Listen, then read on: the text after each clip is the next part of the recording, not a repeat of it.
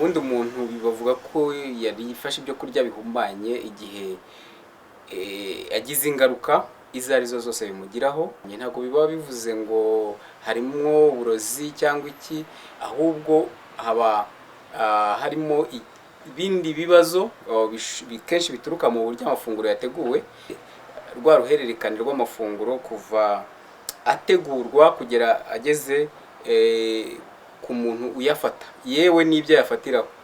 Hari igihe byigeze kumbaho rimwe ngura ji ku mupaka ariko ntazi ko yarangije igihe, nyinyoye numvira bishye, nyumva mpinduza ukuntu, nyuma nibwo naje gutekereza ndebye nsanga yabaye expired kera. Guhera icyo gihe kugeza uyu munsi ndi umuntu witwararika cyane. Ibi kandi bijyana no gutegura amafunguro.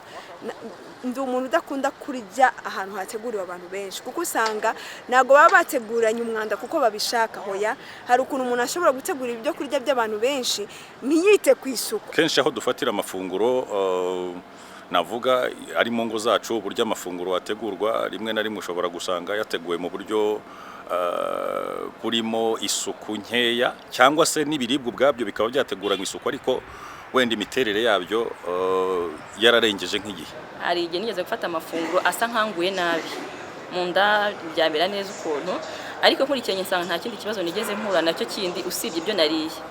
Hari amafunguro bateguwe wenda ateguranye umwanda, uburyo wenda ni ibintu bitaronze neza, bakoresheje ibikoresho bitasukuye, bitogeje neza.